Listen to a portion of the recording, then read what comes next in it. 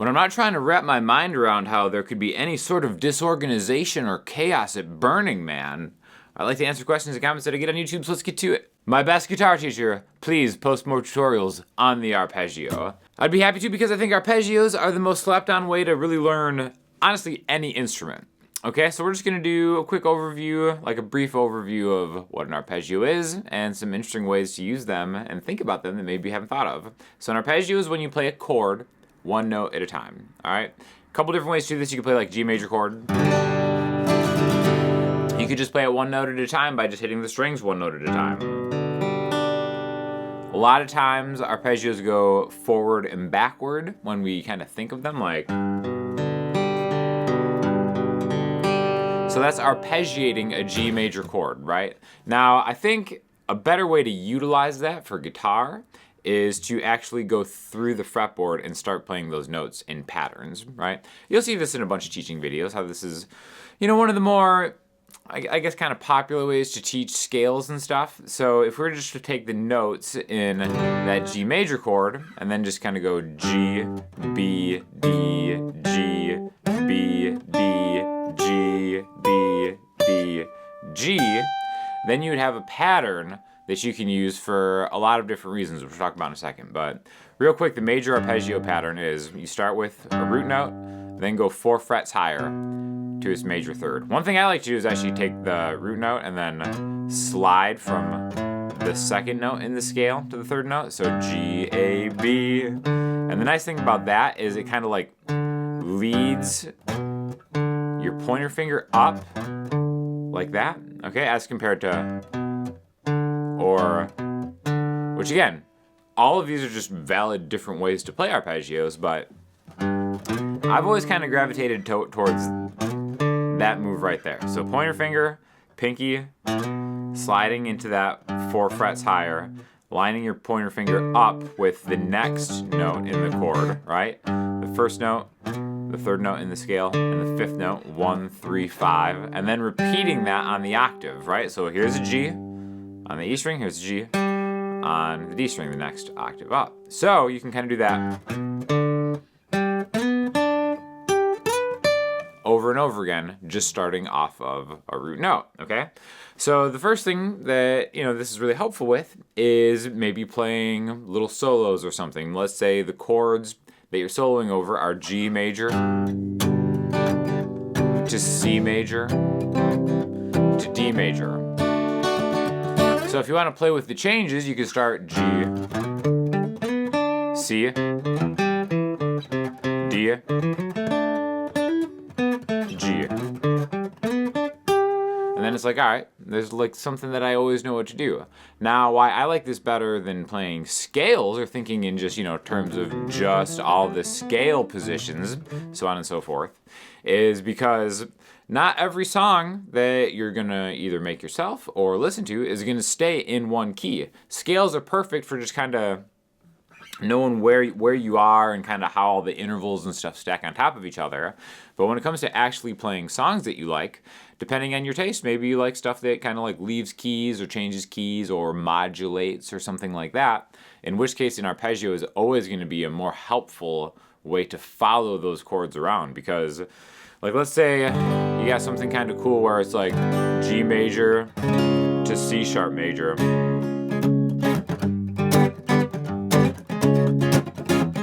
Those aren't in the same key, but that could be kind of a vibe if you're making a song. It's like, well, what do I play over, I'm in the G major scale, but as soon as I go to that C sharp and I try to play that, no, now my scale work has kind of abandoned me.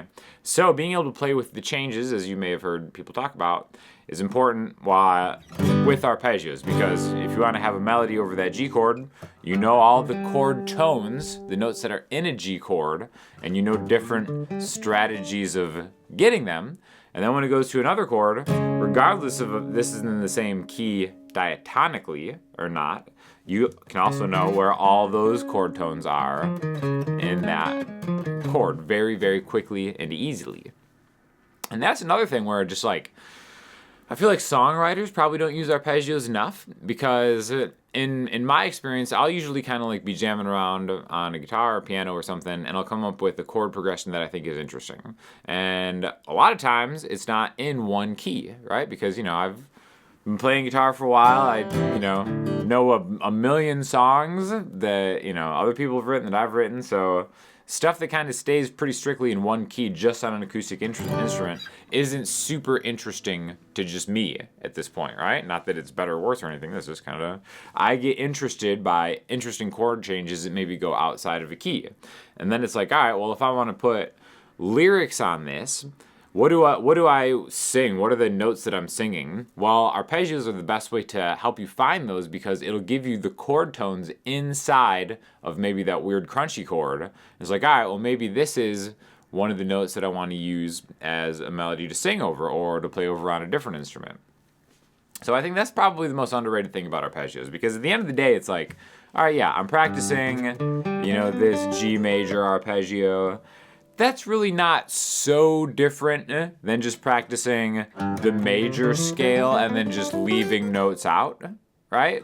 And, you know, that's just perspective of how you're practicing. Are you practicing the major scale and just focusing on certain notes? Or are you playing a chords arpeggio? You know, you couldn't look at somebody's hand and be able to tell either way because the results end up being the same. But if it's like, all right, I'm focusing on arpeggios because I want to play with chord changes and I want to start thinking about the different chord tones within different chords and how maybe I can link them together, I think that's the best way to kind of utilize and use arpeggios. So, you know, there's a million different videos on YouTube by myself, on my Patreon, and other, you know, great instructors. But really just take your time and just learn some major and minor arpeggios. That's all you have to start with at first. My favorite is actually major 7 arpeggio, right? So my signature lick that I use all the time is this one right here. Where it's really just kind of spelling an arpeggio major and then going into that major 7. And then kind of finishing, a little finishing move. And that, you know, came from just like arpeggio practice essentially. So get the shapes under your fingers and then start jumping around between the shapes and then start trying to connect them with other stuff that is not in the same key. And I think you might be surprised at how cool a lot of it sounds because all good music doesn't need to just stay with the chords in a key. And that's something that I wish people would experiment more with because then you kind of get to finding your own voice and what you like a little bit quicker than maybe otherwise. Is there a video explaining these chords on the acoustic recording? Yeah, so I just posted a video about the Martin M38 that I just acquired, and I'm using it to record a bunch of solo stuff. And one of the ones that I used to demo a microphone just to kind of figure out how I want to maybe start tracking all this stuff is a song that I wrote called Reflex. And I think it's like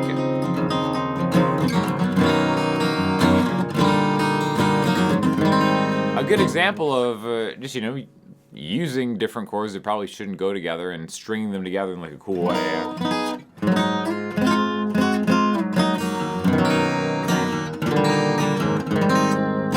And yeah, I actually taught that song on my Patreon. So if you haven't checked out my Patreon, I've got like well over 100 song lessons and just ordered lessons as far as like your first guitar lesson all the way up to becoming a pretty, you know, a pretty decent high intermediate level player. And I'll link you to the one on that song because I kind of talk about just how, you know, I think of songwriting and stuff, which is going to be a focus on the channel in the next month. So definitely check that out if you're interested because it's a super fun one to play and you'll learn a lot. It's Omni for me. Yeah, so in that same video, I used the Mojave MA1002 mic that Sweetwater sent over. And I don't know if you guys have any like condenser microphones. A lot of times they'll have that little switch or a pad on the front of the mic that will switch it from cardioid, where it's just recording just what's in front of the microphone, or omni, which is recording both sides of the microphone, like the entire room. And I'm just such an idiot. It's like, oh, cardioid's what, you know, is traditional. I never really messed with that before. So I'm like, well, let's see what it sounds like in omni and figure the other polar patterns is what they're called. Just how the mic picks up sound is called a polar pattern.